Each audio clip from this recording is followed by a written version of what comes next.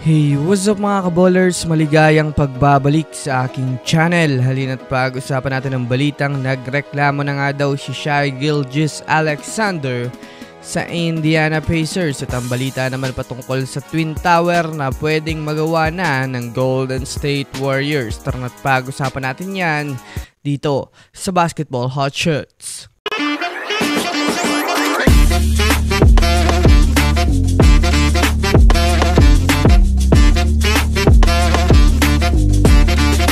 Una nga muna tayong dumako mga kaballers sa balitang nagreklamo na nga daw si Shai Gilgeous-Alexander sa Indiana Pacers. Well, alam naman nga po natin mga kaballers, kahapon nga po ay naging malaking sayang ang pinakitang performance ng OKC sa Game 1 dahil sa nagawang clutch shot ni Tyrese Haliburton.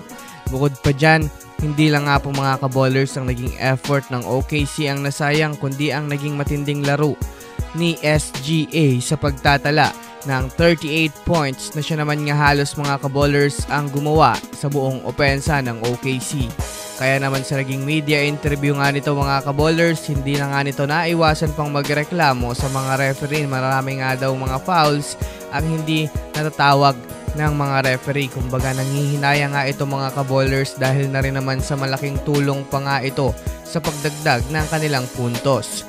Bukod pa dyan, sinabi nga nito na sobrang nahirapan nga daw sila sa fourth quarter sa Pacers dahil sa mga matinding depensa ng Pacers sa kanila sa mga huling segundo ng mga laro. Kung susumadayan nga natin mga kaballers, naging malaki nga talaga ang impact ng naging laro nila kahapon sa Game 1. Lalo na talo pa sila mga kaballers.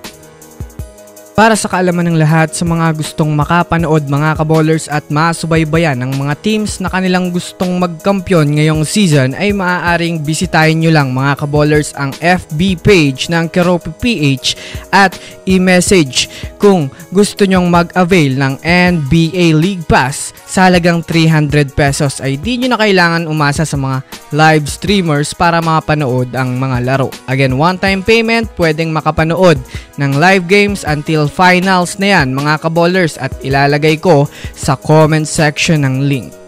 Samantala, dumako naman tayo mga kaballers sa balita patungkol naman sa Twin Tower na pwedeng magawa ng Warriors. Well, alam naman nga po natin sa ngayon mga kaballers na kahit abala ang OKC at Indiana Pacers sa finals ng liga, ay marami na rin naman nga pong mga team ngayon ang abala sa pagplano at pagkuha ng magagaling na player na maaaring pumuno sa kulang ng kanilang lineup. Kagaya na lamang ng Golden State Warriors na kasalukuyan nga ngayon naghahanap ng mga panibagong mga big man na maaari nilang ipasok para sa susunod na season. Sa ngayon nga po mga kaballers ay mayroon na nga pong naging plano ang Warriors, yan ay ang pagkuha nila kay Daniel Gafford.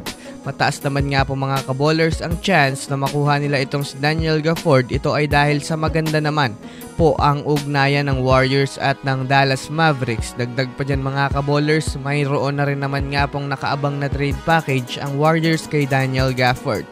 Bukod pa nga po dyan, mag-aantay na rin naman nga ang Warriors sa free agency dahil sa mga assets na kanilang isasapalaran para sa mga big man pa na kanilang kukunin. Isa nga sa priority na kukunin ng Warriors, yan ay si Steven Adams na maaaring gawing backup center nila kay Daniel Gafford na kung susumadahin nga natin, Twin Tower nga po mga kaballers ang magiging resulta nito para sa Golden State Warriors. Ano sa tingin nyo?